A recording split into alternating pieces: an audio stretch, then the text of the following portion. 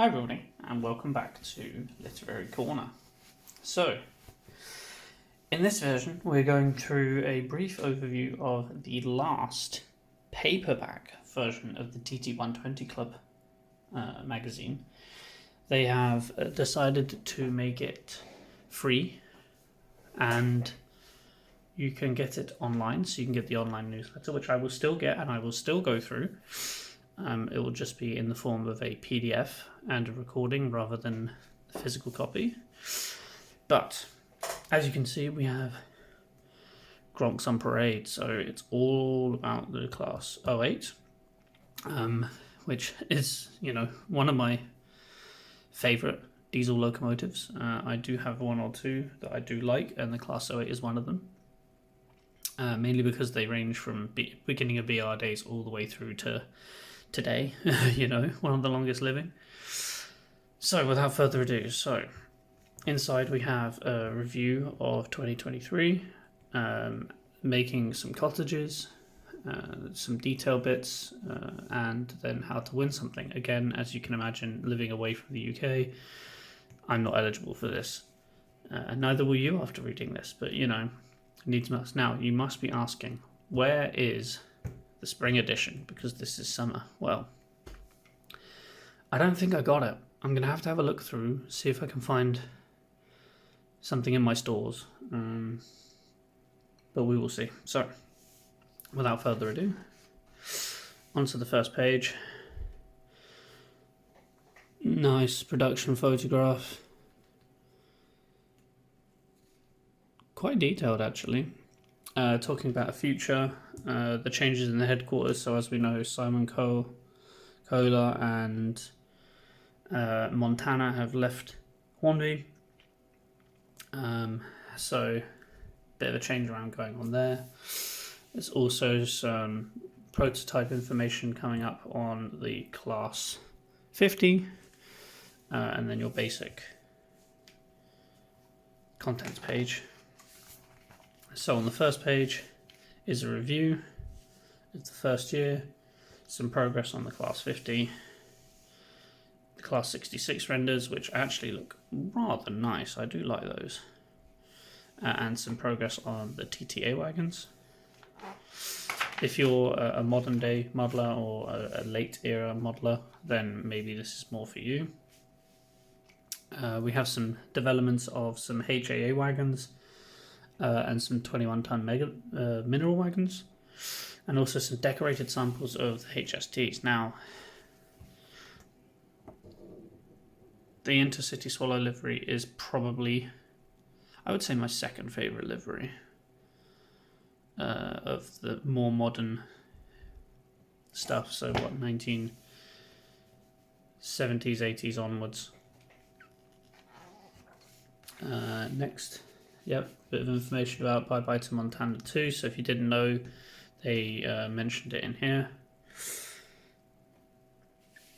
Then they were talking about the diorama challenge, which is still ongoing.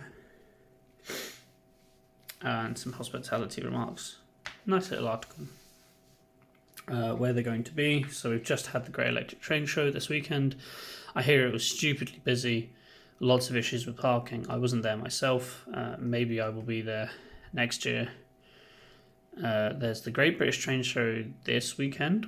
We'll see how that goes. And then Worley is the big one that comes up at the end of November. I'm hoping to go to that next year, but we will see. Gronks Alive. So, a full article about the Class 08s that have been released. They look really good. If I was going to pick up some TT120 stuff, I'd probably do a yard or something and base it around a Gronk, or several Gronks doing some shunting manoeuvres. That could be interesting to do some automation on, maybe something to look on down the line as a small shelf layout for the office, or something like that. Or inside a coffee table maybe, that could be cool. We have a new brand manager, so we're welcoming Sarah Goodman as brand manager. So it's an article about her and an interview with the editor. And this is progressed on the second page with a nice picture of an A4. Then we have some blurb on HMDCC. I'm still reluctant to get into HMDCC, mainly because they don't have any sound files for Great Western stock yet, which is weird because they have sound files for the TTS for Kings, Halls, and other classes, except for the smaller ones. So the fact that they didn't release with any is a bit worrying, but I hope that they bring it forward soon, and then maybe I will invest. If I get a Gronk or something like that, something that might warrant a diesel sound, then maybe I will, but we'll see. There weren't many Gronks around in 1936.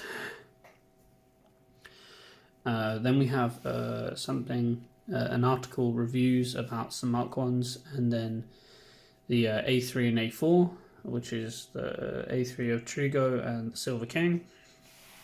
And these are continued at the top.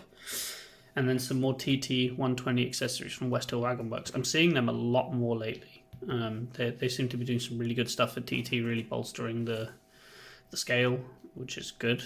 I'm not a TT 120 guy myself, but there are people that are, and this suits them well. So it's good to have some background there.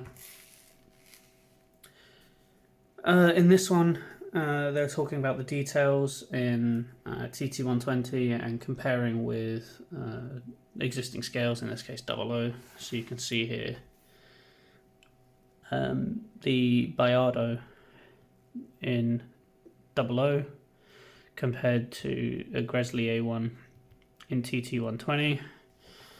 And then they furthered that down here as well, just on the close-up. I mean, don't get me wrong, the detail looks amazing with TT120 for what size it is, but yeah. The same down here for A3 Enterprise and Trigo.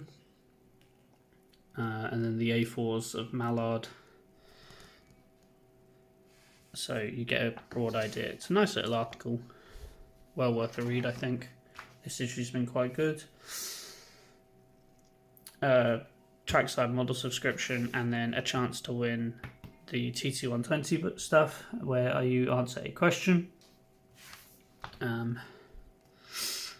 The deadline date was the 29th of September. I got this a week after the deadline. So, yep. And we found out who won the last one, which I didn't get because, I read this and thought, hang on, I didn't see that question. So next, they progress with their TT120 build. And this time they're building a bridge, which, I mean, it looks good, don't get me wrong, but that angle over a straight bridge really triggers me. But it's a nice article, regardless. Yeah, you can see there a little bit better. The curve there, you wouldn't want to be sending some Mark 1s or something around that out of fear of it snagging on the side. But it's a good article. Then they move on to some workers' cottages. These were built, I believe, by Scale Model Scenery. And as usual, a really, really good kit. I've got one or two of their kits for 00 lined up for the current layout and future layout. Then they have advertising for the Great British Model Railway Show. Club members get slightly less booking fee. On the day prices aren't too terrible either. And then what time the gates are open and everything. 40 layouts, live Steam, and 30 traders. That seems pretty good.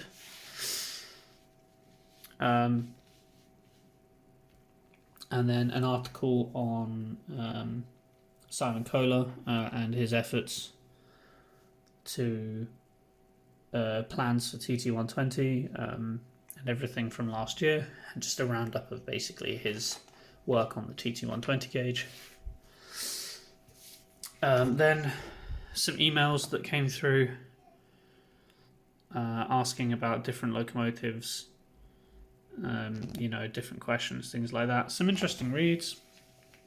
And then, of course, the collector, with the...